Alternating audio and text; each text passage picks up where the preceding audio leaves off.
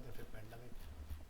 चल, so last हम लोग जो अपना कंप्लीट कर रहे थे वो था स्विच इसके अंदर। तो हमने फोल्डर की कॉपी बनाई है, अभी नहीं बनाई है।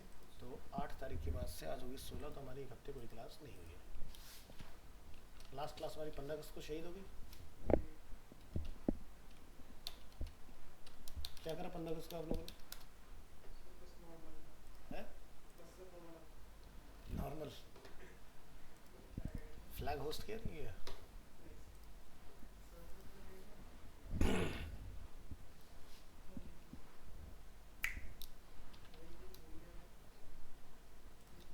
14 अगस्त को आए थे, नहीं ना, आप लोग नहीं आए थे?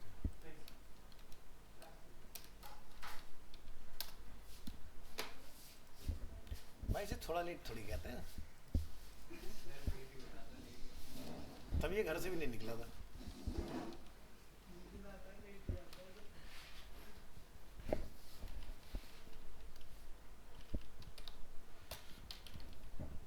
हम तो थक गए थे वैसे, फिर फाइनली हमने चालू करा बस, तो सही टाइम पे पहुंच गया फिर भी। मैंने कि हमने सारा इतिहास याद कर लिया दिल्ली का।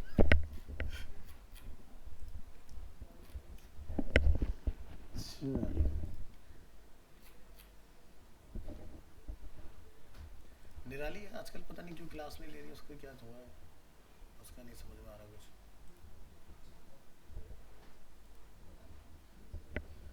हम शायद कुछ फंक्शंस अरे हमारे हुए थे क्या? अभी नहीं हुए ना अरे? आज स्टार्ट होंगे। चलो ज़रा ढूंढो topic. H T docs jam, ये जैम खाली क्यों है? यहाँ होना चाहिए ना 9 to 10:30।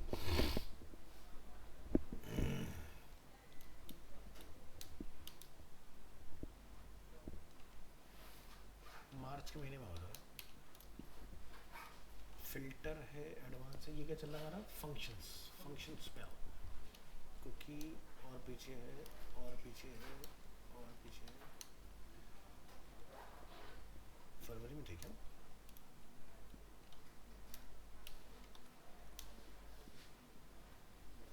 हम लोग शायद ये पढ़े थे ना, स्ट्रिक्ट।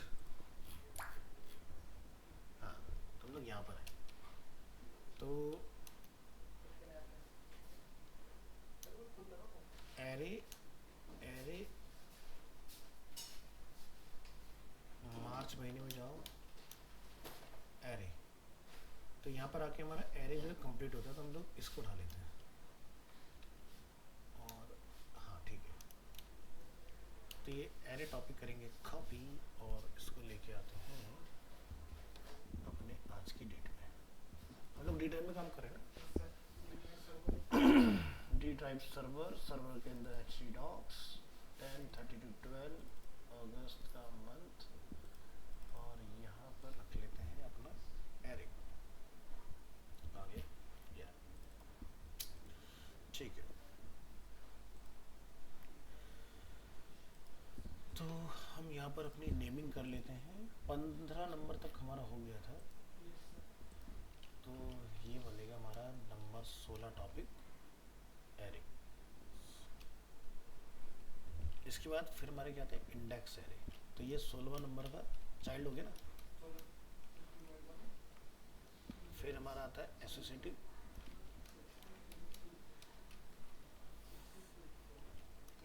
थ्री। तो क्रिएट की बात हो रही है ना, यहाँ होना चाहिए 16.3 इज क्रिएट एरे। 4 क्यों कंफ्यूज क्यों कर रहे हो? एरे, इंडेक्स, एसोसिएटिव, क्रिएट, सही था। अरे नहीं, वो कैंसिल कर देते ना, उसको बनाया नहीं था। चलो, फिर एक्सेस एरे आइटम 4,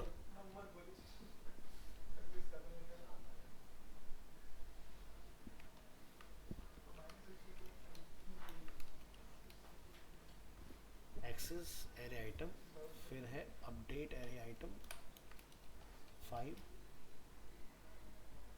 और ऐड एरे आइटम 6, फिर है हमारा रिमूव एरे आइटम 7, 4 तक हो गया ना, नंबर चेक करो 16 1 2 3 4 5 6 7, अब 8 आएगा। तो ऐड के बाद में हमारा रिमूव भी हो गया, रिमूव के बाद हमारा आएगा शॉर्टिंग। शॉर्टिंग है क्या, ये रहा 8, और शॉर्टिंग के बाद में मल्टी डायमेंशनल 16.9।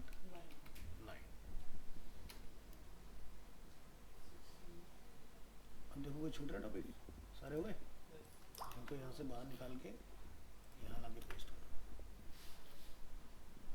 इस फोल्डर को शहीद कर दो यहाँ से, छा लो नंबर 16।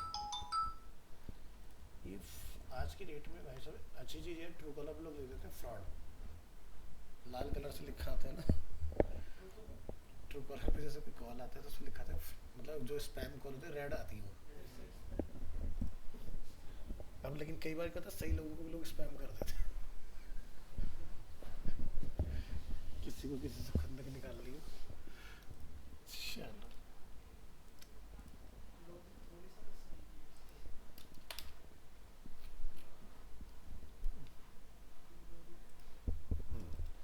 चलिए, सो एरे प्रोग्रामिंग के अंदर एक काफ़ी अच्छा रोल प्ले करते हैं, यानी कि जहाँ पर हम लोग similar kind of data type के लिए यूज़ करते हैं जनरली एरे को। फ़ायदा, एरे जिस भी वेरिएबल में आप स्टोर कराते हो, एक वेरिएबल सिंगल वैल्यू ऑन करता है और array can store multiple value, है ना। इसलिए हम लोग इसको डेटा टाइप में जो बोलते हैं, क्या बोलते हैं आपका सिमिलर डेटा टाइप, यानी कि आप इसको कंपाउंड ऑब्जेक्ट में हम लोग बोलते हैं इसको, ठीक है। अब ये सोचो कि एक अगर हम लोग डेवलपिंग पॉइंट ऑफ व्यू से अगर देखें तो बिना एरे के आप एक वेबसाइट कभी बना ही नहीं पाओगे, ठीक है। जैसे जब लोग किसी एपीआई से डेटा लेके आते हैं तो किसी वेरिएबल के अंदर हम लोग एरे में डेटा सारा स्टोर करते हैं, फिर वहाँ से हम लोग डेटा रीड करते हैं उसका, है ना। ऐसे ही जब आप किसी बैकएंड लैंग्वेज, यानी कि आपने बैकएंड में अपना एसक्यूएल में कोई डेटा स्टोर कर रखा है, या जैसे मोंगोडीबी यूज़ करते हैं, तो हम लोग तब भी एरे से ही सारा काम चला रहे होते हैं, है ना। सो ध्यान रखना, बिना एरे के कुछ नहीं हो सकता, बड़े लेवल पर तो कुछ नहीं हो पाएगा, ठीक है। कि जैसे आप देखते ना कि हम लोग जब बोलते हैं कि भाई फ्लिपकार्ट के टी शर्ट कैटेगरी में जाते हैं, 12-13 हज़ार टी शर्ट उनके पास पड़ी होती हैं, आप वहाँ पर उसको बड़े अच्छे से हैंडल कर लेते हो, तो ये सारा कमाल एरे का ही हो रहा है और लूप का हो रहा है, ठीक है। तो चलिए समझते हैं एरे को। An array stores multiple value in one single variable. Like जैसे कि मेरे पास वेरिएबल है स्टूडेंट्स, और हमारी क्लास में 4 लोग हैं, मैं तुषार है, रंजीत है, अमित है और निराली है। नाम सही नहीं है क्या मैंने? अरे वाह, क्या याद हो गई। For example, what is an array? An array is a special variable that can hold many values under a single name, and you can access the value by referring to an index number or name. So, जो by default हमारा array बनता है वो होता है index, जिसमें हम लोग पोजीशन बेस निकालते हैं कि भाई स्टूडेंट 0 लिख दिया हमने, तो 0 पोजीशन में जो भी हमारा होगा तुषार या रंजीत, वो डेटा मुझे रिसीव हो जाएगा, है ना। अब नेम वाला क्या होता है? नेम वाला जनरली हमारा चल रहा होता है एसोसिएटिव के केस में, कि जहाँ पर लिखा ID equal to 1, name equal to Tushar और ईमेल इक्वल टू दिस, तो ये क्या हो गया हमारा एसोसिएटिव एरे हो गया इस तरह से। सो पीएचपी के अंदर जो मेजर हमारे 3 टाइप्स हैं एरे के, वो क्या है? Index, associative and multi dimensional, ठीक है। यानी कि एरे के अंदर भी एरे हो सकता है ना। एरे के अंदर भी हम लोग एरे बना सकते हैं। इसको ऐसा समझो कि जैसे कि तुषार जो है ना वो बनाता है ऑब्जेक्ट के लाइक प्रोडक्ट, और प्रोडक्ट के अंदर क्या होगा, जैसे कि आईडी, ठीक है, या उसके प्राइस, इस तरह की चीज़ें। लेकिन एक उस प्रोडक्ट की एक स्पेशलिटी है लाइक साइज। अब साइज जो है वो है XS, S, M, L, XL, double XL, या फिर उसकी एक स्पेशलिटी कलर, वो मल्टी कलर में अवेलेबल है ना। तो जैसे कि आप आईफोन लेने जाते हैं तो कलर है उसके अंदर बहुत सारे, उसके अंदर स्टोरेज डिफरेंट है। तो यानी कि इस कंडीशन में ऑब्जेक्ट जो है मेरा प्रोडक्ट, उसके अंदर और भी चाइल्ड नहीं बनेंगे। तो ये क्या हो गया मेरा मल्टी डायमेंशनल, समझ गए ना। चलो तो देखेंगे वर्किंग विद एरे यहाँ पर आप देख लो index arrays with a numeric index, associative with a name keys and multi-dimensional array containing one or more array.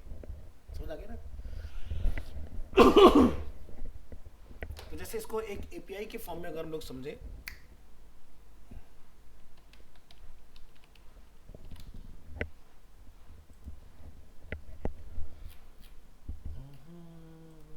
मैं श्योर नहीं हूँ, मैं कोशिश करता हूँ देखने की, अगर हमें कुछ ऐसा मिल जाता है।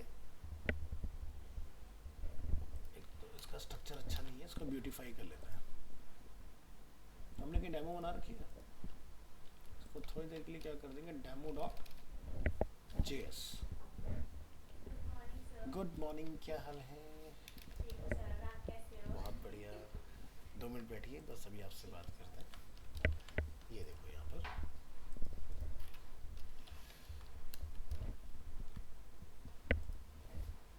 अच्छा जेसन है ना, तो जेसन लिखना पड़ेगा। अब हो गया इस तरीके से। तो यहाँ पर हमारे पास एपीआई में, अब आप यहाँ देख रहे हो एक चाइल्ड दिखाई दे रहा है आपको, ठीक है? तो यहाँ तो क्या है, ये एक तरह के ऑब्जेक्ट के फॉर्म में है, ठीक है? बट स्टोर किसके अंदर है? एरे के अंदर है ना? तो यहाँ पर हमारे पास ये अलग अलग प्रोडक्ट्स हैं इस तरह से, ठीक है? तो अब ये अगर एरे होगा तो ये मेन ब्रैकेट में होगा, और इसके अंदर रेटिंग के अंदर जैसे यहाँ पर रेटिंग क्या है, काउंट क्या है, वो वाली चीज़ आपको देखने के लिए मिलेगी इसके अंदर। हाँ, कुछ भी हो सकता है, बट मैंने आपको एक स्ट्रक्चर समझाने की कोशिश की कि क्या। अब जैसे क्या होता है कि जैसे मान लो कि एक आईफोन एक मेन हो गया, अब आईफोन के अंदर मान लो कि जैसे यूज़र ने कलर चेंज करा, मतलब डिफरेंट लिया, तो आप देखते हो प्रोडक्ट का भी कलर चेंज होता है, सारी चीज़ें अपडेट हो जाती है उसके अंदर। सो यही होती है अपनी एपीआई, जिसके अंदर हम लोग डेटा को अलग तरीके से हैंडल कर रहे होते हैं। सब कुछ लिखा होगा, प्राइस क्या है, डिस्क्रिप्शन क्या है, हर एक चीज़ आपको मिलती रहती है इसके अंदर। या अगर मैं इसको और थोड़ा सा अच्छे से एक्सप्लेन करना चाहूँ आप लोगों को, तो एक मेरे पास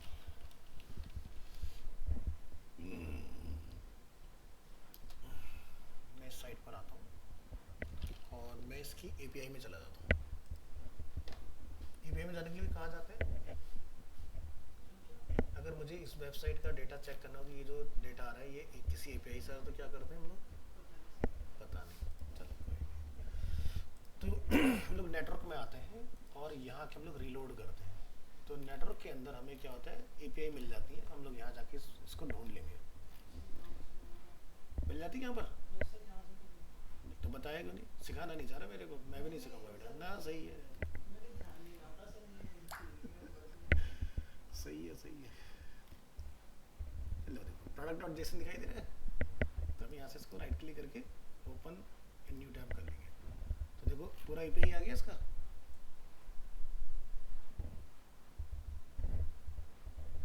पूरी कुंडली खुल गई इसकी। अब यहाँ देखो, हाँ ये जेसन है, जेसन है। तो यहाँ आप देखोगे जैसे कि ये प्रोडक्ट है, आईडी इज 1, टाइटल है ट्रिम ड्रेस, डिस्क्रिप्शन इसका यहाँ लिखा हुआ है, टाइप क्या है फैशन, ब्रांड क्या Nike, collection is new product, category is women, price 145, sales is true, discount is 40%, stock में 5 है, न्यू इज ट्रू। अब यहाँ देख लो टैग्स, न्यू, स्मॉल, मीडियम, फिर colour yellow, white, pink, variants. तो यहाँ पर आप देखो अलग अलग वेरिएंट्स हैं, समझ आ रहा है? जो हम लोग बात करें मल्टी डायमेंशनल, एक प्रोडक्ट के इतने वेरिएंट्स, फिर उनके अलग अलग इमेजेस। एक ही प्रोडक्ट चल रहा है, देखो यहाँ से यहाँ तक, अभी ऐसा नहीं प्रोडक्ट चेंज हो गया, प्रोडक्ट यहाँ से यहाँ तक एक ही चला है, जब दूसरा आएगा तो नंबर 2 हो जाएगा। तो दिखाई दे रहा है जो ये भी इमेज की बात कर रहा था। अब ये डेटा एक्चुअल में इस एपीआई से आ रहा है, इसका पता लगाएंगे। तो हम क्या करते हैं, यहाँ पर जाके जैसे ट्रिम ड्रेस मैंने लिया, ठीक है? अब यहाँ पर कुछ ही प्रोडक्ट डिटेल और डिस्क्रिप्शन लिखा हुआ है, मैं इसको कॉपी करता हूँ। किया हमने कॉपी, चंद लाइन, और इसको टॉप में जाके फाइंड करने की कोशिश करते हैं। तो देखो कहाँ मैच हुआ, इस वाले पर मैच हुआ है। अब ये ना इन्होंने हर जगह कॉपी पेस्ट किया है इस डेटा को। अगर मैं बिल्कुल ऊपर जाऊँ तो देखो मेरे 1 वाले में भी आ रहा है, ठीक है? अब जरा इनके प्रोडक्ट में हम लोग चेक करते हैं कि भाई कौन कौन से कलर है यहाँ पर। तो आप यहाँ भी देख रहे हैं स्मॉल, मीडियम, लार्ज ये आ रहे हैं, और ये इनके वेरिएंट्स हैं यहाँ पर। जैसे यहाँ पर जब मैंने क्लिक किया तो ये मेरा डिफरेंट आ गया, ये मेरा डिफरेंट आ गया। अब जरा मैं इस इमेज को ओपन करता हूँ यहाँ पर, तो इस इमेज का पाथ क्या है, 25.jpg। तो क्या है 25.jpg यहाँ पर कहीं अवेलेबल है कि नहीं? मैंने लिखा 25.jpg, दिखाई दे रहा है? ये पूरी वेबसाइट एपीआई से स्ट्रक्चर हो रखी है हाँ? मैं तुम दोनों के नाम में कन्फ्यूज होती है, तुषार है नहीं? हाँ। तो ये पूरा जो वेबसाइट हम लोग देख रहे हैं, ये पूरा एंटायर वेबसाइट जो आपका बना है, ये एपीआई से बन के तैयार हो रखा है, पूरा फ्रंट एंड इसका। हाँ हाँ, या उस एपीआई में तो क्या था, खाली पाथ ही तो होता है, लेकिन एसेट्स का फोल्डर होगा इनके यहाँ पर। तो अगर मैं इसको यहाँ जाके लिख दूँ एसेट्स के अंदर यहाँ पर इस तरह से, तो मुझे सीधे मिल जाएगा, पूरी पाथ मिल गया ना, कि उसके अंदर प्रोडक्ट है, उसके अंदर फैशन है, उसके अंदर इस तरह से हमारी इमेज रखी हूँ सारी। ये हाँ, तो कभी किसी वेबसाइट की एपीआई खोलनी हो ना तुम्हें, तो ऐसे जाके नेटवर्क में ढूंढ लेना, मिल जाती है। ठीक है, तो जैसे कभी जब रिएक्ट पढ़ लोगे, तो रिएक्ट के अंदर जैसे तुम्हें ये वेबसाइट सेम बनाने का मन करे, तो इस तरह से बना सकते हो। ये वैसे एंगुलर में बनी हुई है वेबसाइट, ठीक है, बट आप इसको उसमें भी ट्राई कर सकते हो। अब इन्होंने देखो इस ई कॉमर्स के अंदर कितना बढ़िया कर रखा है कि भाई लोगों को लिस्ट मोड में देखना हो, ठीक है, या ग्रिड मोड में देखना हो, या लोगों को 2 कॉलम में देखना हो, या 3 में देखना हो, या 4 में देखना हो, या 6 में देखना हो। अच्छा कस्टमाइजेशन है ना। तो आप अपने हिसाब से यूज़र को जैसा पसंद हो वैसा कर ले। ये नहीं कि मैंने तुम पे 4 कॉलम थोप दिए, भाई तुम्हें बड़ा देखना है, यहीं पर बड़ा कर लो, और देखो एकदम कितना बढ़िया दिखाई दे रहा है।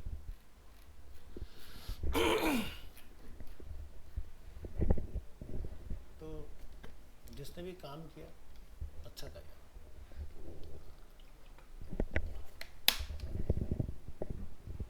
तो सीन क्या है कि यहाँ पर जैसे आप कैटेगरी देख रहे हो, ये तो ये कैटेगरी जो है यहाँ पर एपीआई में लिखा हुआ है, ठीक है, कहीं देखो कैटेगरी क्या लिखा है, वुमेन लिखा हुआ है। मैं यहाँ पर अगर आके ढूंढूंगा तो मुझे मिलना चाहिए कहीं पर। अगर इन्होंने यहाँ पर फैच करा है, इन्होंने यहाँ नहीं डाला हुआ है, कोई बात नहीं। तो देखो ये जो वैसे डेटा आ रहा है ना, अगर जैसे अगर मैं इसको बनाऊंगा, वैसे इन्होंने वही किया होगा, इन्होंने डाला नहीं हुआ था लगे, तो ये भी सारा डेटा ना हम लोग उसी से निकाल लें एपीआई से ना, कैटेगरी की लेंथ लेके। तो अपना कैटेगरी यहाँ आ जाएंगी, मान लो कल को मैंने कोई नई कैटेगरी बनाई, तो यहाँ पर मुझे ऐड नहीं करना पड़ेगा, पीछे से डेटा अपना आप लिफ्ट होगा और कैटेगरी के अंदर से लेंथ लेके यहाँ पर आ जाएगा। मैंने यहाँ पर इसकी शॉर्टिंग लगा के अल्फ़ाबेटिकली आई सारी चीज़ें, यहाँ पर इन्होंने नहीं लगाया, लगाना चाहिए, ठीक है, कि अल्फ़ाबेटिकल ऑर्डर में 20 बोले तो बैग, एफ बोले तो फैशन, इस तरह से सीक्वेंस में आना चाहिए। तो ज़्यादा अच्छा रहता है एक्सपीरियंस। जैसे इसमें लेफ्ट साइड बार है, राइट साइड बार भी इन्होंने बनाया हुआ है। हमारे यहाँ राइट नहीं चलता, राइट चलता है बार के लिए, जैसे दुबई वही में जो चलता है, तो लोग उल्टा चलाते हैं, ठीक है, या साइड बार चाहिए ही नहीं बिल्कुल, ठीक है, तो वो भी इसके अंदर दिया हुआ है। या इन्फिनाइट स्क्रॉल, कि भाई जैसे मैं स्क्रॉल करता हूँ डेटा आता जाए। हाँ हाँ हाँ,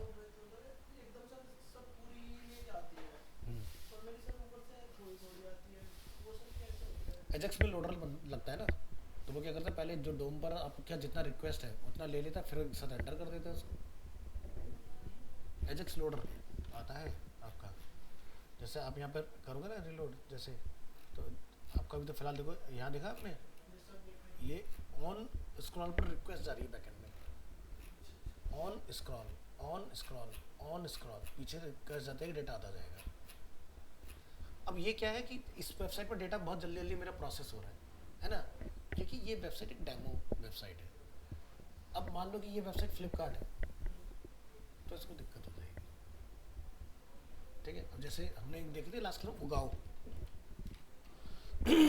उगाओ ने क्या करा, पेजिनेशन नहीं दे रखा। आप जैसे पहुंचोगे नीचे डेटा आ रहा है, वही सेम कॉन्सेप्ट लगा हुआ है ना। बट कभी भी इन्फिनाइट स्क्रॉल हमें नहीं देना चाहिए, क्योंकि इससे क्या होता है, अगर आप सही टेक्नोलॉजी का यूज़ नहीं करो, रिएक्ट में है, एंगुलर में है, व्यू में, तो टेंशन नहीं है, बट अगर आप पीएचपी में बना रहे हो, तो आप इतना बड़ा डोम के ऊपर लोड बना रहे हो अननेसेसरी, ये सारा लोड काउंट होगा, देख रहे हो। अब एंगुलर फ्रेमवर्क है इसलिए इसके साथ भी दिक्कत है, देखो हल्का सा वो ग्लिच देखने के लिए मिल रहा है। रिएक्ट जो है लाइब्रेरी है, फ्रेमवर्क और लाइब्रेरी में यही डिफरेंस होता है, लाइब्रेरी फास्ट होती है कंपैरेटिवली एंगुलर, मतलब फ्रेमवर्क ऐसा समझो। तो एंगुलर फ्रेमवर्क इसलिए मेरे मुझे वो निकल गया। अब क्या होता है कि जैसे बूटस्ट्रैप है, बहुत अच्छे जो लोग प्रोजेक्ट बनाते हैं ना वो लोग बूटस्ट्रैप को अवॉइड करते हैं, क्योंकि bootstrap again is a framework. तो बूटस्ट्रैप को यूज़ करने का तरीका है कि भाई आप देखते हो ना बूटस्ट्रैप में इतने सारे सो मेनी कंपोनेंट्स हैं, सारे तो यूज़ में आते नहीं है, तो बिना आते तुम्हारा वेबसाइट हैवी होगा। तुम्हारे काम में जितनी चीज़ें आ रही हैं बूटस्ट्रैप में से वो चीज़ उठा लो, कि भाई जैसे उन्होंने मैंने आपको बताया था ना कि उन्होंने फ्रेमवर्क के लिए अलग बेस CSS लिखा है, कंपोनेंट्स चाहिए तो उसके लिए अलग CSS लिखा है, तो जो चाहिए वो CSS लगा लो, वो JS लगा लो, काम करो। अब आपको बूटस्ट्रैप का फ्रेमवर्क अच्छा लगता है, मतलब ग्रिड स्ट्रक्चर अच्छा लगता है, तो मुझे याद है मैंने आपको मटेरियल जब सिखाया था तो मैंने वो हाइब्रिड बनाना सिखाया था, इससे वो ले लो उससे वो ले लो, लाइट वेट वेबसाइट बनकर तैयार हो जाएगी आपकी। ठीक है,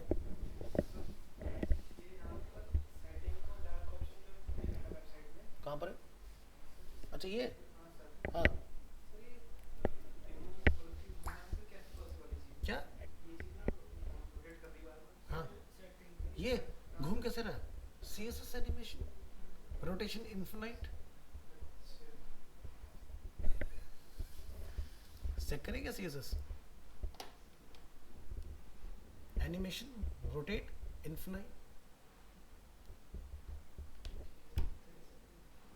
तो ये तो CSS तुम पढ़ चुके हो, ये तो अब यूज़ नहीं करा इसलिए तुम्हें डाउट है, नहीं तो तुम्हें तो पता होना चाहिए, देखते कि किसमें क्या प्रॉपर्टी लगे तो तुम्हारा लेवल वो होना चाहिए कि देखते ही बता दो मेरी तरह कोड की किसमें क्या लगा होगा। ठीक है, लाइट डार्क करना है तो ये भी तुम्हारे लिए कोई बहुत बड़ी चीज़ नहीं होनी चाहिए, क्योंकि तुम बूटस्ट्रैप जानते हो, गेट बूटस्ट्रैप, लाइट डार्क की लाइब्रेरी तो लगानी मेरे को, बूटस्ट्रैप के अंदर बना बनाया इफेक्ट है, हमें कुछ नहीं करना। तो मैं तुम्हें ये लगा के दिखाऊंगा जब तुम्हारा मैं साइन इन साइन अप सिखाऊंगा इसके अंदर कैसे लगाते हैं इस चीज़ को, कोई बड़ा रॉकेट साइंस नहीं इसका, लग जाएगा। ठीक है, तो ये चीज़ देनी चाहिए आज की डेट में यूज़र को, इसका फ़ायदा पता क्या रहता है। जैसे यहाँ पर अगर हम लोग मोड चेंज करा रहे हैं, मान लो बंदा रात में देख रहा है, ध्यान रखना लाइट डार्क करने में कलर कभी नहीं बदलता। क्या बदलेगा? बेस कलर, और टेक्स्ट अगर ग्रे है तो वाइट हो जाएगा, वाइट है तो ग्रे हो जाएगा। जो कलर वाली चीज़ है वो कभी नहीं बदलेगी। अब इसमें गलती क्या है, इन्होंने लोगों का नहीं चेंज किया, ठीक है, लेकिन आप अगर बनाओगे तो लोगों को भी अपडेट करवाओगे इस केस में, क्योंकि पढ़ तो मैं पा ही नहीं रहा। ठीक है, तो ये तो समझ आ गया, कलर चेंज नहीं हो रहा कहीं भी, कलर जो है वैसे का वैसे है, सिर्फ बदलता है टेक्स्ट। अगर टेक्स्ट ब्लैक है ग्रे है तो वाइट हो जाएगा, अगर टेक्स्ट कहीं कलर में होगा जैसे लिखा है न्यू तो ये नहीं बदलेगा, ये ऐसे ही रहेगा। समझ गया ना? तो ग्रे लाइट और डार्क मोड में जाने की प्रिंसिपल्स इनका हमें ध्यान रखना होता है। अब ये जो है जैसे मैं यहाँ पर क्लिक करूँगा तो ये है व्यू, समझे? तो यानी कि इसका मतलब ये हुआ कि मैं कोई भी प्रोडक्ट खोल लूँ, प्रोडक्ट तो नया खुलेगा लेकिन कोई चेंज नहीं है। कोई चेंज आ रहा है क्या? सिर्फ मैटर चेंज हुआ, और ये सब API से फैच हो रहा है। हम PHP सीख रहे हैं तो हम बैकएंड से फैच कर लेंगे इसको सीधे, तो व्यू एक ही रहता है। तो फ्लिपकार्ट की वेबसाइट में ट्रिलियंस ऑफ अगर आज के डेट में प्रोडक्ट्स अवेलेबल हैं तो उस केस में आपका वो चेंज नहीं होता कि मतलब कि उतने पेज बने, वो डायनामिक व्यू है, क्लिक ऑन रिक्वेस्ट बनता है, यूजर ने बंद कर दिया, डिसमिस हो गया, खत्म। तुमने पढ़ रखा है ना PHP के अंदर, PHP can create, read, update, delete सब कर सकते हैं ना। तो जब आप ऐसा कुछ करते हो ना, ये जब यहाँ से कुछ रिक्वेस्ट करते हो तो ये पेज बन गया, आपने बंद किया तो पेज बंद हो गया। तो इसी वजह से डायनामिक वेबसाइट में इतने नंबर ऑफ प्रोडक्ट्स होने के बाद भी आपकी वेबसाइट जो है वो लाइट वेट रहती है, वो हैवी नहीं होती, समझे? अब तुम स्टैटिक डिजाइनर हो, तुम क्या करोगे, एक एक प्रोडक्ट का पेज बना के आओगे, ठीक है, और तुम्हारे हर पेज का नाम जो होगा वो तुम लिखते लिखते थक जाओगे। अब यहाँ पर क्या होता है, ड्रेस क्या है, फिटेड, फिटेड ड्रेस, हमने उसका स्लग बना दिया, ठीक है, ऑटोमेटिकली URL में उसको नेम दे दिया। तो ये था जस्ट मैं दिखाना चाह रहा था कि मल्टी डायमेंशनल क्या होता है। This is a multi dimensional array के अंदर एरे, ठीक है। यहाँ पर जेसन जो होता है तो आपका ऑब्जेक्ट के अंदर ऑब्जेक्ट, एरे भी ऑब्जेक्ट ही होता है ना, हाँ जेसन जावास्क्रिप्ट नहीं होती है, जेसन इज अ फॉर्मेट जो आपका एसक्यूएल के डेटा को एनकोड करता है अपने अंदर और फ्रंट एंड में जेएस के अंदर उसको रीडेबल बनाता है। ठीक है, बिना जेसन के कुछ नहीं हो पाता, ऐसा मान के चलो। जेसन एक इंपॉर्टेंट रोल प्ले करता है डेटाबेस के केस में। अब जैसे मान लो हम लोग पीएचपी सीख रहे हैं, अब हम तो क्या कर रहे हैं, सारा काम एसक्यूएल में कर रहे हैं। अब ये है मेरा फ्रंट एंड का बंदा, इसको तो एसक्यूएल आता नहीं है ना, नहीं आता ना उसको, एसक्यूएल नहीं आता ना, कर लेगा लेकिन वैसे तो नहीं आता ना। अब मैं तेरे को बोलूँ कि मैं तेरे को डेटा जो है एसक्यूएल की जगह जेसन में दे रहा हूँ तो खुश हो जाएगा, आता है ना जेसन, तो डेटा निकाल लेगा फटाफट से कि भी ये इसका की है, ये इसका, फटाफट से डेटा रेंडर करके फ्रंट एंड बना लेगा ये। लेकिन एसक्यूएल में इसको टाइम लगेगा। तो फ्रंट एंड डेवलपर जो होते हैं वो उनको बैक एंड का कुछ नहीं करना होता था। मैं अगर बैक एंड पर्सन हूँ, मैं अपने बैक एंड की एक एपीआई बना के दे दूँगा, ये मेरी एपीआई है, बस तुम रिक्वेस्ट करो, डेटा निकाल लो जो निकालना है। तो रिएक्ट के जो बंदे होते हैं उनके पास जो बैक एंड डेवलपर होते हैं वो ऐसे देते हैं एपीआई बना के, और हमारा काम होता है इसी एपीआई से फ्रंट एंड डिज़ाइन करना। मुझे मतलब नहीं कि तुम्हारे बैकएंड में कितने प्रोडक्ट्स हैं क्या हैं, मैं तो इंटीग्रेट कर दूंगा चीज़ें। अगर तुम्हारी लॉजिक सही लगे होंगे तो यूज़र वहाँ से ऐड करेगा, तो इस एपीआई से भी बैकएंड में एंट्री बनेगी, और अगर डेस्कटॉप से रिक्वेस्ट करें और डायरेक्ट आपका डेस्कटॉप का एसक्यूएल में इंजेक्शन लगा हुआ है तो आपका वहाँ से भी एंट्री बनेगी। तो आप जब फ्लिपकार्ट चलाते हो तो क्या होता है, हमारे फ़ोन के मोबाइल एप्लीकेशन जितने बने होते हैं वो कभी भी डायरेक्ट बैकएंड से कनेक्टेड नहीं होते, वो एपीआई से जुड़े होते हैं, एपीआई एंड पॉइंट होते हैं उसमें। अब आप फ्लिपकार्ट का फ़ोन में जब इंस्टॉल करते हो कितने का आता है, 24-25 MB का सॉफ्टवेयर, एप्लीकेशन का साइज़ यही होता है ना। लेकिन आप पूरी फ्लिपकार्ट चला रहे हो, अब इतने नंबर प्रोडक्ट्स आ रहे हैं, तो उससे क्या पता। अब उसमें क्या है, जैसे आपने चूज़ किया टेलीविज़न, तो टेलीविज़न की खाली एक एपीआई है, सारे टीवी आ जाएंगे उठ के। आपने बोला माइक्रोवेव, तो माइक्रोवेव की अलग पूरी एपीआई है। अब उस पूरे फ्लिपकार्ट की एक एपीआई नहीं बनाते, क्योंकि अगर उन्होंने पूरे फ्लिपकार्ट की एक एपीआई बना दी फिर तो हो गया कम। तो यूज़र को व्यू सब दिखाओ, भाई मेरे टीवी में 10 बटन है, 10 का तुम 10 बटन एक साथ थोड़ी दबाओगे, एक बटन दबाओगे तो वही तो एक्शन फायर होगा। सही वही चीज़ है, जब हम लोग एक इंटरफेस लोड करा देते हैं तो उसमें टीवी आ रहा है, वॉशिंग मशीन आ रहा है, तो मैंने जब वॉशिंग मशीन को टैप किया तो वॉशिंग मशीन की एपीआई चली और आपका वॉशिंग मशीन का सारा डेटा आ गया, तो तुम्हें इतना फास्ट लगता है एकदम फटाफट चल रही चीज़। लेकिन जनरली अनाड़ी लोग जो होते हैं वो क्या करते हैं, पूरे डेटा की एक एपीआई बना देते हैं, वो नहीं करना चाहिए। उससे क्या होगा, ना तो डेटा फास्ट लोड होगा और तुम भाई ऐप बहुत स्लो है। तो क्या करना चाहिए, जैसे मैं एक न्यूज़ की वेबसाइट बना रहा हूँ, मैंने बोला कि भाई मुझे इंडिया का डेटा चाहिए, तो मैं इंडिया की सारी न्यूज़ नहीं दूंगा, इंडिया और इंडिया की स्टेट। अब यूज़र किसी स्टेट में तो क्लिक करेगा, तो फिर स्टेट की मैं सारी सिटी दे दूंगा, फिर सिटी में जब वो क्लिक करेगा तो उस पर्टिकुलर सिटी की न्यूज़ दे दूंगा उसको। तो डेटा ऐसे सेगमेंट होकर आता है, इससे क्या होगा, डेटा फास्ट जाएगा। ऐसा समझो ना, मैंने जैसे पहले एग्जांपल है, मैंने तुम्हें 100 किलो का 1 क्विंटल की बोरी दी थी, मैंने 4 पार्ट उसको डिवाइड कर दिया, तो आसान कौन सा है, 4 बार में ले जाना। ठीक है ना, क्योंकि एक साथ तो सारा प्रोडक्ट कोई भी नहीं देख पाएगा कि भाई मेरे पास जितने प्रोडक्ट हैं सब दे दो एक ही रिक्वेस्ट में, मेरे सर्वर पे भी लोड, उसका फ़ोन पे भी लोड होगा, कुछ ना कुछ लोड होगा। मुझे 2 मिनट से एक बच्चा मिलने आया, जरा उससे मिल लेता हूँ मैं। तो यहाँ तक की चीज़ें क्लियर है। आप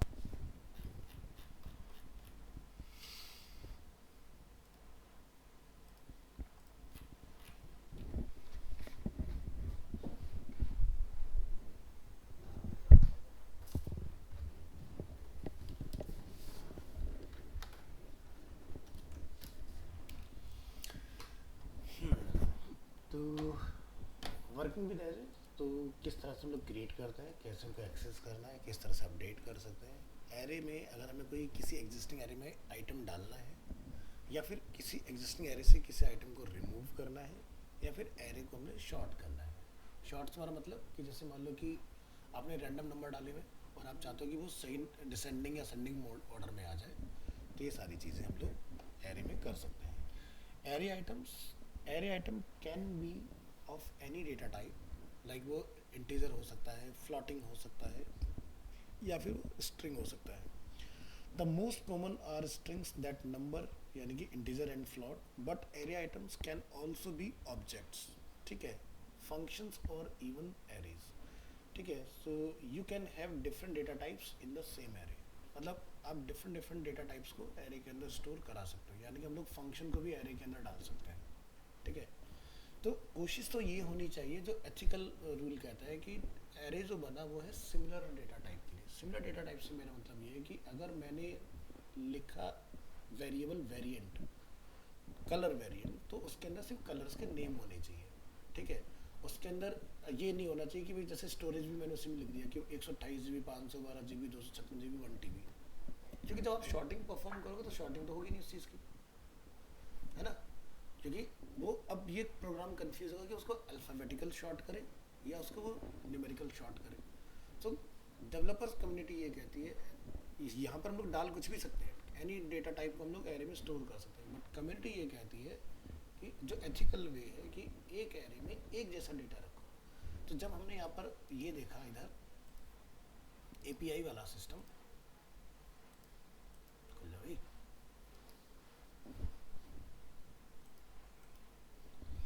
तो जब आप यहाँ देख रहे हो तो जैसे हमारा कहीं पर कलर वाला था ना, तो यहाँ पर आप देख रहे हो जैसे new, small, medium, yellow, white, pink, brand, Nike, तो क्या सारे एक जैसे डेटा टाइप है। तो ये नहीं कर रखा कि इसके अंदर नंबर भी घुसा दिया, इसके अंदर वो भी डाल दिया, दोनों चीज़ एक जैसी नहीं है ना, एक जैसा डेटा रखा हुआ है। तो ये एक तरह से एक एरे ही है। ये देख रहे हो, टैग्स, टैग्स के अंदर क्या है, एरे, और उसके अंदर हमारे अलग अलग एरे की वैल्यू। चलो इधर आते हैं। So you can have different data types in the same array. Example, array items of 4 different data types. तो जरा इसको हम लोग चेक करते हैं कि इसके अंदर हमने क्या क्या स्टोर किया हुआ है। तो यहाँ आएंगे, आज की डेट में 17, यहाँ से हम फाइंड करेंगे एरे, एरे के अंदर हम यहाँ आते हैं। सो जैसे कि आप यहाँ देख सकते हैं, हमने एक फंक्शन बनाया जिसका नेम है माई फंक्शन। एको क्या, this text comes from a function. हमने एक एरे बनाया, लिखा माई एरे। एरे हम लोग PHP के अंदर बनाना ब्रैकेट में और मेन ब्रैकेट में, दोनों में से किसी में भी बना सकते हैं। आप यहाँ देख रहे हो एरे जो बना है वो बनाना ब्रैकेट के अंदर बना है ना।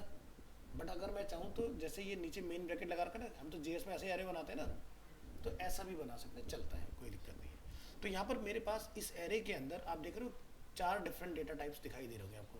क्या लिखा है, स्ट्रिंग, इंटीजर, स्ट्रिंग, एरे, और क्या है, वॉइड, ठीक है। तो इस तरह से हमारे पास अलग अलग चीज़ें इसके अंदर अवेलेबल है। तो जैसे आप यहाँ देखोगे, ये एक हुंडई हमारा हो गया, ये 2015 हो गया, कलर रेड ब्लू है, और ये फंक्शन है हमारा। सो अब मैं अगर पोजीशन पे जाता हूँ कि भी मेरे को थर्ड पोजीशन को फैच करना है, calling the function from the array item, तो ये क्या हो गया, 0, 1, 2, 3। तो थर्ड पोजीशन पे क्या हुआ, माई फंक्शन। तो ये देखो क्या आउटपुट में यहाँ पर लिखा रहा है, this text comes from a function, print हुआ। अब मैं यहाँ पर अगर जाके लिख दूँ कि भी मेरे को नंबर 2 का डेटा चाहिए, आप यहाँ जाओगे और जब रीलोड करोगे तो यहाँ पर चेंज नहीं हुआ ना, क्यों नहीं हुआ, जरा 1 लिखना, 0 लिखना।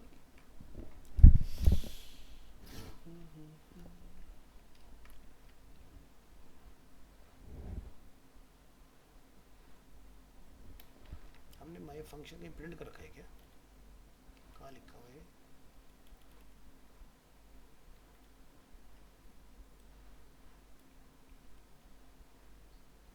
एक ही जगह लिखा हुआ है माई फंक्शन हमारा, इसमें प्रिंट हो रहा है।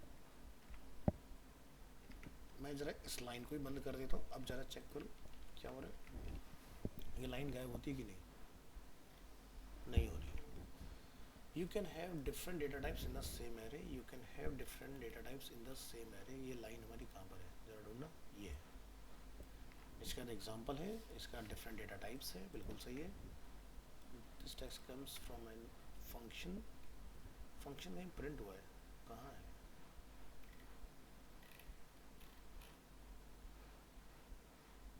इस फंक्शन को कमेंट आउट करो जरा। सिंटैक्स है अनएक्सपेक्टेड वेरिएबल डॉलर माई एरे, वो इसलिए हो गया क्योंकि ये मिल नहीं रहा इसका।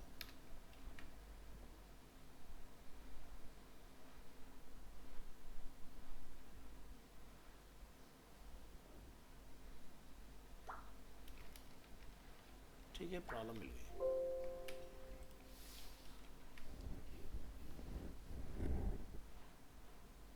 सीन क्या है कि हम लोग एक ही उसके अंदर हैं, पीएचपी कोड ब्लॉक के अंदर।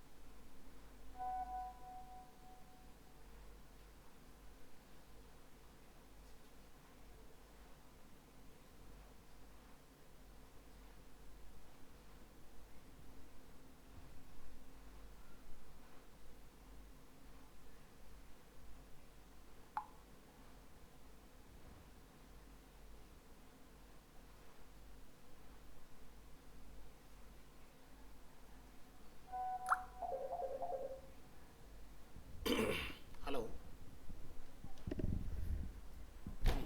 चलिए।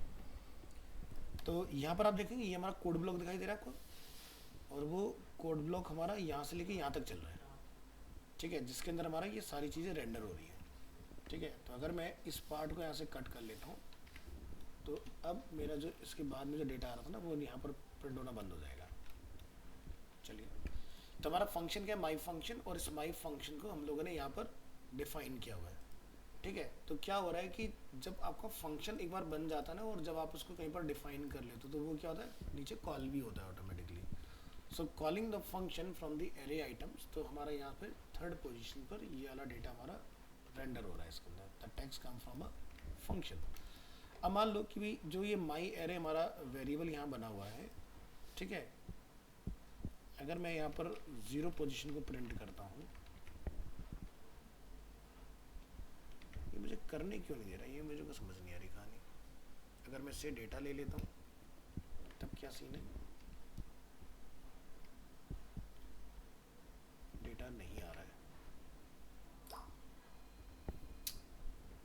डॉलर माई एरे कहाँ कहाँ डिफाइन है जरा,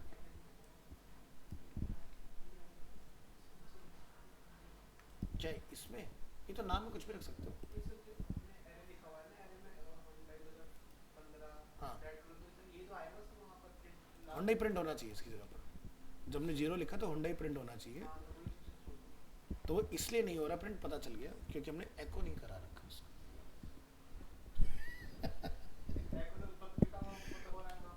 इसको इसके लिए एको लिखा ना, इसके लिए नहीं लिखा ना, ये दिक्कत है इसको। अब आ जाएगा, देखो आ गया होंडा, इसलिए वो डिफॉल्ट चल रहा था। इसका एको लगा हुआ था, इसका नहीं था। अगर इसका रिटर्न होता तो एको मुझे लिखना पड़ता, तो मैंने वो सोच के लगाया था, ठीक है। तो चलो इसको डिफॉल्ट पहले जैसा कर देते हैं। मैं वही कहूँ, पता नहीं कौन सा लॉक लग गया इसके अंदर, डेटा नहीं आ रहा। चलो, array functions, the real strengths of PHP array are the inbuilt array functions like the count function of counting array items। तो जैसे हम लोग निकालते हैं ना लेंथ, तो यहाँ पर इसके लिए चलता है काउंट, ठीक है। So examples, how many items in the cars array. तो आप यहाँ देख रहे हैं लेंथ का रिटर्न आ रहा है, 4 रिटर्न आ रहा है। तो देखो हुंडई, मारुति, महिंद्रा, किया, हमने जब एको किया काउंट फंक्शन को, कार को उसके अंदर कॉल करा, तो उसने लेंथ निकाल के हमें दे दिया कि कितनी लेंथ इसके अंदर अवेलेबल है। तो यहाँ पर लेंथ के लिए चलेगा काउंट, इसका हमने ध्यान रखना है। तो काउंट पे जब माउस जा रहा है तो क्या लिखा रहा है, counts all elements in an array और समथिंग इन ऑब्जेक्ट, ठीक है। तो ये आपको लेंथ बताएगा कि कितने आपके पास वैल्यू अवेलेबल है इसके अंदर। अब हम लोग बात करेंगे इंडेक्स एरे की।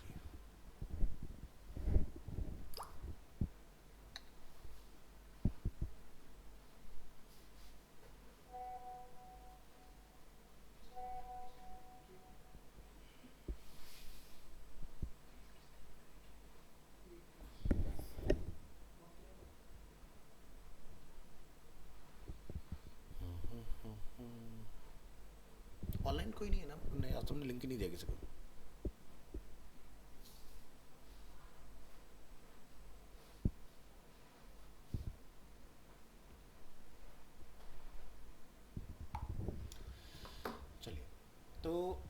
इंडेक्स एरे, जैसे कि मैंने आपको बताया कि जो हम लोग नॉर्मली अपनी वैल्यू स्टोर कराते हैं दैट इज अ इंडेक्स। तो यहाँ ये बैक करेंगे इसको और इंडेक्स का एक एग्जांपल यहाँ से एक्सप्लोर करते हैं। ठीक है, in index array each item has an index number.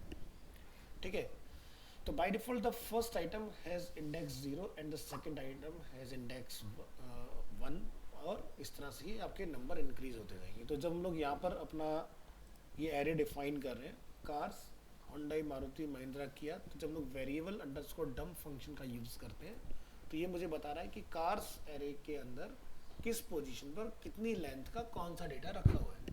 तो आप यहाँ पर देखो कि हमें क्या लिखा है, टोटल एरे की लेंथ है 4, 0 पोजीशन पर होंडा की जो लेंथ है वो है 7 और होंडा रखा हुआ है।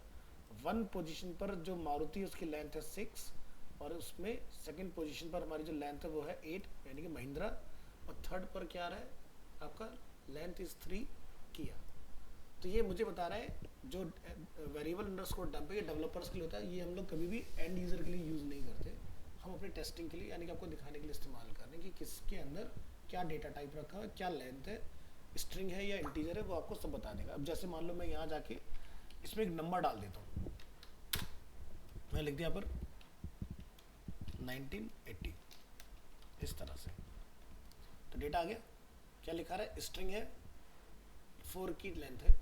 अब ये 1980 अगर मैं ऐसे ना लिख के ऐसे लिख दूँ तब क्या बोलेगा, मुझे पकड़ पा रहा है ना डेटा का टाइप।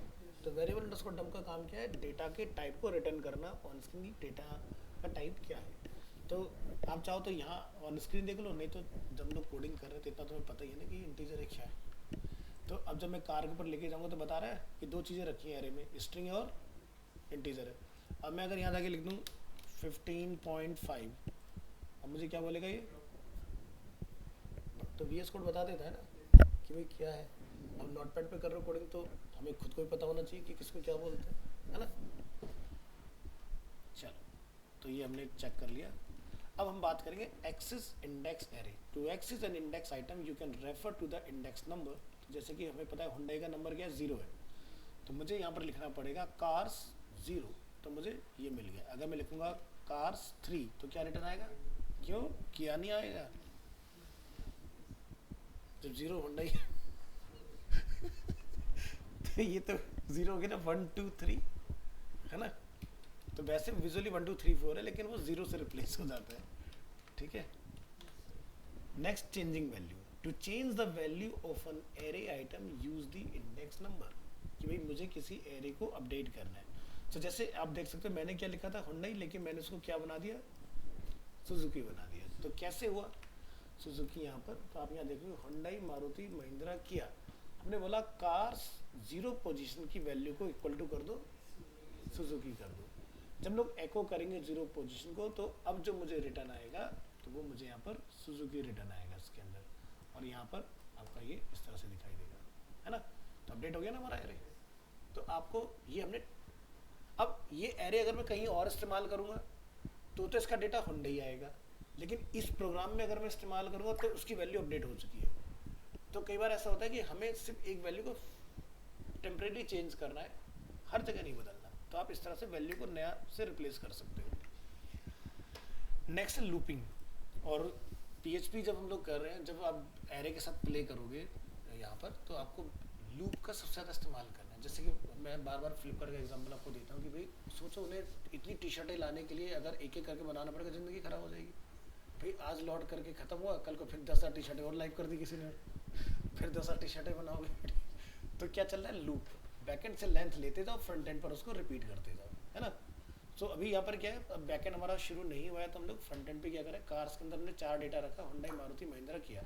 अब लाने के लिए तो मैं 0 लिख के 1 लिख के 2 लिख के 3 लिख के लेके डेटा आ सकता हूँ, लेकिन ये तब तक सही है ना जब तक मुझे पता है कि मेरी लेंथ क्या है। मुझे तो पता ही नहीं है कि मेरी लेंथ क्या है, आज 10 है कल को 10,000 है। तो क्या हो कि ऐसा लिखो कि जो अपने आप काम करता रहे। तो लूप का इस्तेमाल यही होता है। हमने बोला कि भाई हुंडई मारुति किया महिंद्रा, मेरे पास 4 कार हैं, हमने बोला फॉर ईच लूप चलाओ, कार्स को एज ए प्रिंट कर दो $X। यानी कि जब भी कोई लूप आप चलाओगे, एक फॉर लूप वाले केस को भूल जाओ, हम बात करें फॉर ईच की। तो for each, for in, for of हमने जेएस में पढ़ा हुआ है। तो क्या होता है, जो भी आपका एरे होगा उसका नाम किसी डिफरेंट नेम से बदल दो, जो तुम्हारा दिल करे, बट वो और कहीं इस्तेमाल नहीं होना चाहिए। हमने क्या बोला, कार्स को क्या बना दो एक्स। अब हमने एक्स को प्रिंट कराया और क्या बोला, हर बार उसको अलग लाइन में लिखो। तो क्या हुआ, यहाँ पर लिखा है हुंडई मारुति महिंद्रा किया। अभी तो ये डेटा हमारे हाथ से लिखा हुआ है तो इसलिए ठीक है। अब मान लो कल को एक कार और बढ़ गई, ठीक है, कार हो गई MG, ठीक है, मॉरिस गैराज MG हेक्टर। तो क्या होगा, अपना आप आ गया ना। तो ऐसा समझ जाओ कि बैकएंड में टी शर्टें किसी ने डाल दी तो ठीक है, बिक गई तो अपना आप खत्म हो गई इन्वेंट्री, अपना आप चलता रहेगा काम, ठीक है। तो इसमें फॉर ईच में, फॉर इन में, फॉर ऑफ में फ़ायदा क्या होता है, इसमें कभी भी हम लोग नंबर बता के नहीं चलाते कि भाई मेरे पास इतना रखा हुआ है। जैसे फॉर लूप लिखते हो कि कहाँ से इनिशलाइज होगा, कहाँ तक जाएगा, इंक्रीमेंट होगा या डिक्रीमेंट होगा, यही तो लिखते हो। i = 1, i is less than equal to 10 और i++। तो this is a for loop, यानी कि आपने उसको लिमिट कर दिया। बट ऐसा नहीं कि फॉर लूप के अंदर हम लोग लेंथ पर नहीं चला सकते। आप एक वेरिएबल में डेटा ले आओ और उसकी लेंथ लिख के आप चला सकते हो, है ना। इम्पॉसिबल कुछ नहीं है, लेकिन उसको हम लोग इस्तेमाल नहीं करते, वो बेस्ट प्रैक्टिस नहीं है। देखो क्या होता है, एक डेवलपर ये देखता है कि कोड की लाइनों को कैसे घटाया जाए। देखो प्रीति विहार आने का आपके घर से रास्ता जरूरी नहीं कि जिससे आते वही है। मान लो किसी दिन खुदा ना खास्ते रोड पे खंबा गिर गया तो क्या तुम यहाँ पहुँचोगे नहीं, फिर तुम रास्ता बदल दोगे अपना, ठीक है। रास्ता तो होगा ना आने का। वो बात अलग है कि हमारा जब तक सही चल रहा है तो इससे जा रहे हैं, नहीं तो हम लोग दूसरा रास्ता पकड़ ले। तो प्रोग्रामिंग के अंदर भी सेम ही चीज़ है। एक काम को करने के, जैसे हमने मैथ पढ़ा है ना, मैथ के अंदर आंसर लाने के बहुत सारे तरीके। शॉर्टेस्ट क्या है भाई, तुम पूरा पेज भर रहे हो, किसको खुश कर रहे हो, ठीक है। जो काम 4 लाइन में खत्म हो सकता है उसके लिए भाई 20 लाइनें क्यों लिखनी। तो यहाँ पर हमें फ़ायदा क्या हुआ, 3 लाइन के अंदर हमने काम खत्म कर लिया अपना। और अगर मैं इसको ऐसे भी ना करूँ तो मेरा तो 1 लाइन में काम खत्म हो गया, ठीक है। बट ये VS कोड स्ट्रक्चर कर लेता है उसको अपना। बट अगर हम नोटपैड पे चला रहे हैं तो 1 लाइन में ही चलेगा हमारा। अब जब तुम इसको किसी लेंथ के चक्कर में डाल दोगे तो तुम क्या करोगे, पहले एक वेरिएबल बता के लेंथ उसमें लेकर आओगे इसको, फिर आप यहाँ पर जाके लिखोगे फॉर के अंदर आई इज दिस और यहाँ पर उसकी डॉट लेंथ तक चले गए, तो उसका कोई फायदा है नहीं, कोई शाबाश नहीं देगा तुम्हें कि तुमने बड़ा अच्छा काम किया। तो क्या तुम पागल हो तुमने काम को लंबा करा।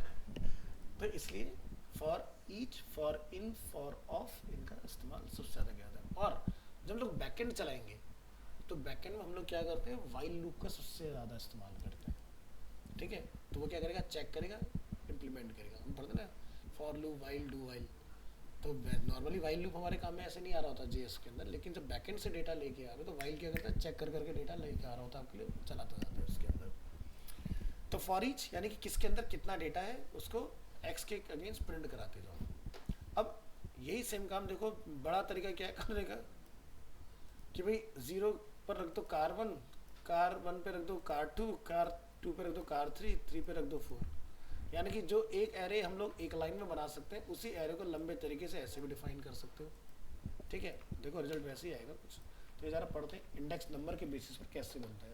The key of an index array is a number, by default the first item is 0 and the second is 1 etcetera, but there are exception. Exception क्या है, new item get the next index number. अगर 0 है तो next का हो जाएगा 1, 1 है तो 2, 2 हो जाएगा तो 3। नेक्स्ट का नंबर ऑटोमेटिकली ऐसे चलता है, यानी कि meaning 1 higher than the highest existing index. यानी कि 0 है तो नेक्स्ट का क्या रखोगे 1, 1 है तो 2, 2 है तो 3, इस तरह से। So if have an array like this, तो हमने यहाँ पर क्या बनाया, एक एरे, ठीक है, 0, 1, 2, 3, और उसको हमने डेटा क्या दिया, कार 1, 2, 3, 4। तो आप यहाँ देखोगे 0 पर क्या है, कार 1 लेंथ है 4, देखो 1, 2, 3, 4, यहाँ भी 4 की लेंथ है 1 के ऊपर, यहाँ भी 4 की लेंथ है 2 के ऊपर, यहाँ भी इसकी लेंथ है। और लास्ट हमने क्या डाल दिया यहाँ पर, MG इसके अंदर। तो MG को हमने यहाँ पर लिख रखा है, मैं अगर MG को यहाँ से हटा दूँ तो वो हट जाएगा वहाँ से, हट गया ना। तो क्या लिखा रहा है, MG अलग चला गया ना डेटा, वो मैंने आपको बढ़ा करने के लिए दिखाया था कि क्या आएगा लिख के। तो and if you use the array underscore push function to add a new item, the new item will get the index 3, ठीक है। तो जैसे कि हम लोग यहाँ आते हैं, हमने यहाँ पर डिफाइन किया array underscore push function which is pre define, मतलब ये पहले से बना हुआ है एरे के लिए, ठीक है। तो हमने बोला कार्स के नाम से जो मेरा वेरिएबल चल रहा है उसमें मारुति डाल दो, ठीक है। अब ये क्या करेगा, जब मैं यहाँ पर चेक करूँगा तो मेरे पास डेटा होगा यहाँ तक का, यानी कि कार 4 तक का। लेकिन जब मैं ये करने का बी आर लगा के पुश करूँगा मारुति को, तो नेक्स्ट वाला जो नंबर होगा देखो ऑटोमेटिकली 4 हो गया। क्या लिखा रहा है, यहाँ तक था कार 3, अब क्या आया मारुति पे कार 4। मतलब समझ में आया, new item get the next index number meaning 1 higher than the highest existing index. So मेरा हायर एग्जिस्टिंग इंडेक्स क्या था, अब क्या हो गया, ऑटोमेटिकली चेंज हो जाएगा। ठीक है, but if you have an array with random index number, हो सकता है आपने सीक्वेंस में ना डिफाइन किया, रैंडमली बना दिया, 0 लिख दिया, 2 लिख दिया, 5 लिख दिया, 6 लिख दिया, इस तरीके से। तो हम लोग यहाँ पर देखेंगे 5, 7, 13, 15 रैंडम नंबर डाले हुए जानबूझ की टेस्टिंग के लिए। तो यहाँ पर आप देखोगे तो क्या हो रहा है, इस केस के अंदर 0 पर कार 1, ठीक है, 1 पर कार 2, 3 पर आपका 2 पर आपका कार 3 है, और 4 पर आपका नहीं सॉरी 3 पर कार 4। अब यहाँ क्या दिखाई दे रहा है, 6 पर क्या सॉरी कार 4 पर क्या है, मारुति हमारा।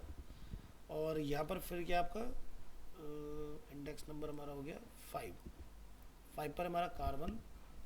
ठीक है, इस तरह से हमारी कुछ नंबर्स हमारे रिटर्न हो रहे हैं इसके अंदर। अब ये हो क्या रहा है यहाँ पर, अगर हम लोग इसको ध्यान से देखें, आपका एरे का जो नेम है वो हर जगह क्या चल रहा है, सेम चल रहा है, कार्स के नाम से चल रहा है। तो हुआ क्या कि जब आपने यहाँ पर लिखा 5, 7, 13, 15, तो इस केस में इसने क्या करा, 15 तक के बीच में फिल इन द ब्लैंक अपने आप कर लिया, क्योंकि पहले वाले नेम हमारे सेम चल रहे हैं ना। माई कार्स मतलब कार, ये जो हमने बना रखा है कार्स के नाम से जो एरे बना रखा है। तो आप जब यहाँ देखते हो 5 वाले पर, मैं जैसे इसको कर देता हूँ कार 11, कार 12, कार 13 और कार 14। ठीक है, इसको थोड़ा सा डिफरेंट कर लेते हैं, नहीं तो कंफ्यूजन क्रिएट कर रहा है आउटपुट के नंबर्स में ना। तो ज़रा यहाँ जाके फिर से चेक करेंगे इसको, और अब ज़रा इस पर नज़र डालो।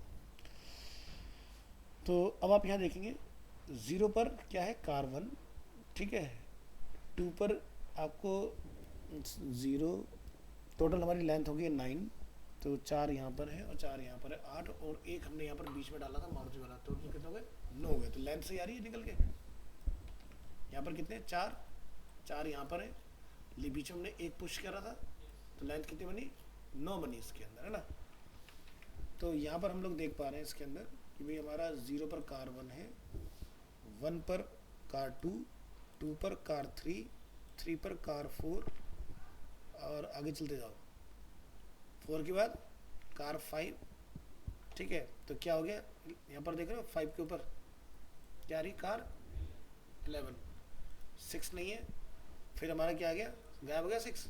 7 पर क्या ले लिया उसने, कार 12, फिर क्या हुआ 13 पर कौन से आ गया आपका, कार 13। ठीक है, 15 पर हमारा आ रहा है कार 14। तो अगर आपके सेम एरे अगर कहीं एग्जिस्ट कर रहा होगा और जो नंबर आपने हायर रैंडम इंडेक्स दे रखे हैं, तो वो ऑटोमेटिकली उस एरे में पहले वाले एरे को भी ऐड करा लेगा। अब हम लोग यहाँ पर पुश की बात करते हैं, and if you use the push function to add a new item, what will be the next index number now. So यहाँ पर क्या होता, 4 हो गया था ना 3 के बाद, जब हमने मारुति को डाला था इसके अंदर। अब यहाँ देखते हैं क्या होता है। तो देखो हमने यहाँ पर फिर से कार के अंदर पुश करा एडिड कार।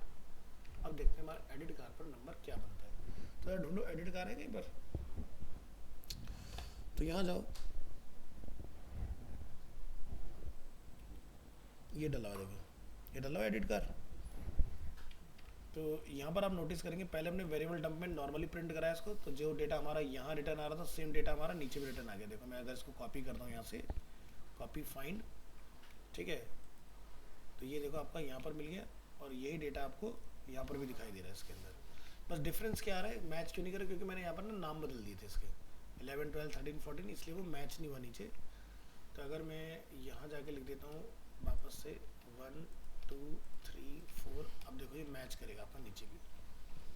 जरा कॉपी करो, क्या आ रहा है, 2 जगह आ रहा है सेम डेटा। अब जो एडिड कार है, तो हमारे पास हाईएस्ट नंबर क्या है, 15 है, तो एडिड कार का हाईएस्ट नंबर क्या बन गया ऑटोमेटिक,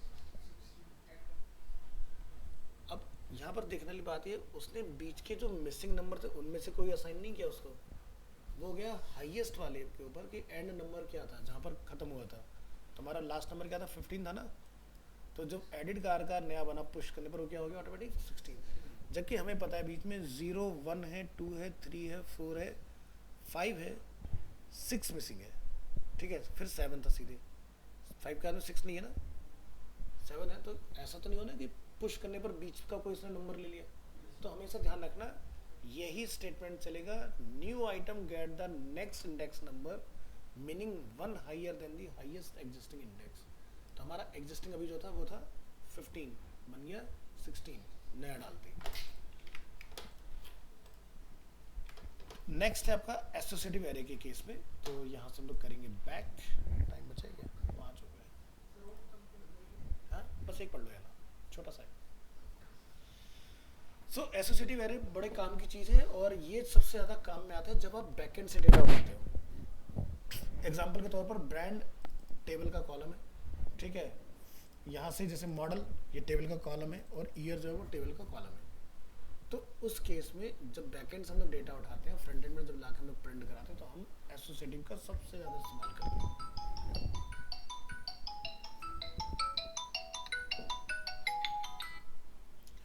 हेलो, तो यहाँ पर हमारे पास एरे अवेलेबल है।